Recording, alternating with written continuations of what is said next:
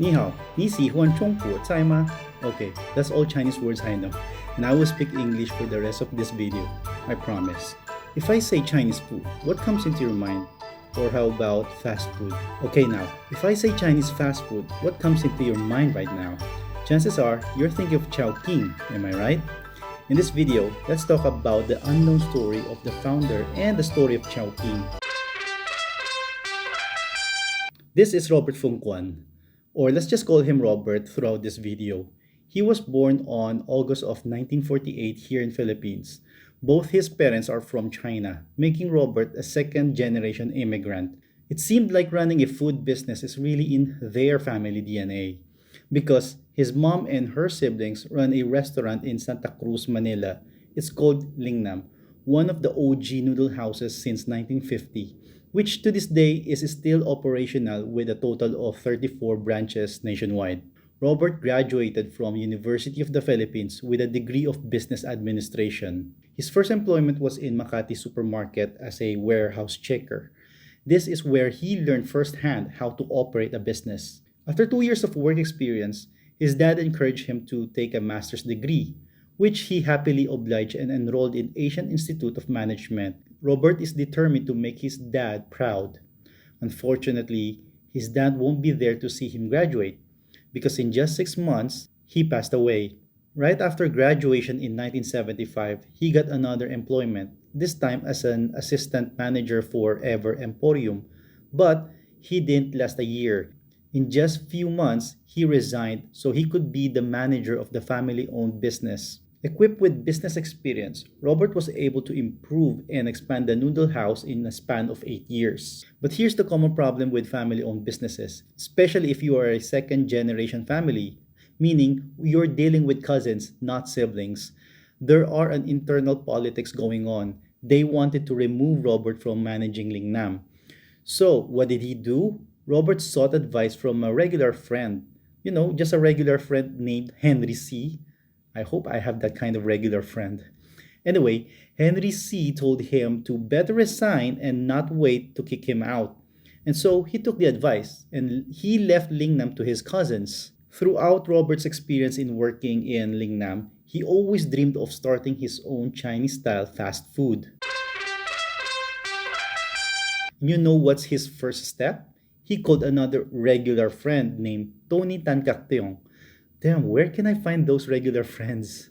At the time, Tony was operating Jollibee for only 6 years. And when he heard Robert's idea of a Chinese-style fast food, Tony became so jolly.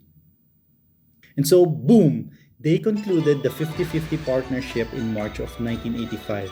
They launched the very first Chowking store in Makati. Robert knew that this must be entirely different from Lingnam. After all, he did not want to be labeled as a copycat.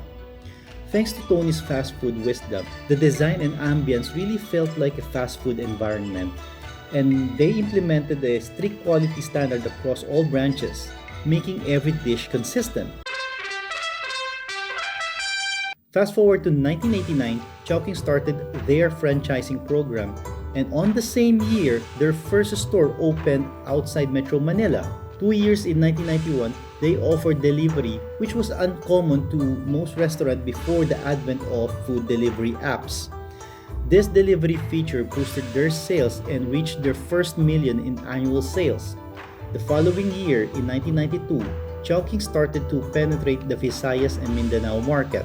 And then, in 1995, Chowking had its first foothold in US market, specifically California. The expansion seemed to have no boundaries. They opened the 100th store in 1996. And lastly, something unbelievable just happened in 1997. Chowking reached a whopping 1 billion peso in annual sales. My only question right now is, where can I find that regular friend? Anyway, talking about a regular friend, Tony offered to buy the remaining 50% of Robert's share, to which Robert happily closed the deal. For this will give him more time to pursue other endeavors. After Robert sold all his shares to Tony, he never stopped working. He went on to become the chairman of the board of St. Luke's Medical Center, Under his leadership, St. Luke's BGC was completed in 2010, the only world-class hospital in Philippines. Robert is also a huge fan of education. In fact, he went on to become the chairman of St. Luke College of Medicine, Far Eastern University, and all Brent School branches in Philippines. He also held high position in other industries like China Bank Corporation and Seoul Philippines. Over the years, Robert became well known in the Filipino-Chinese community and often gave him honorary and awards because of his brilliant mind in business. However, all these will come to an end on September 15, 2018, when Robert Kuan finally drawn his final breath. He was 70. The people around him remembered him as a genuine leader, honest businessman, loving husband, father, grandfather, and of course, 他是一个好朋友。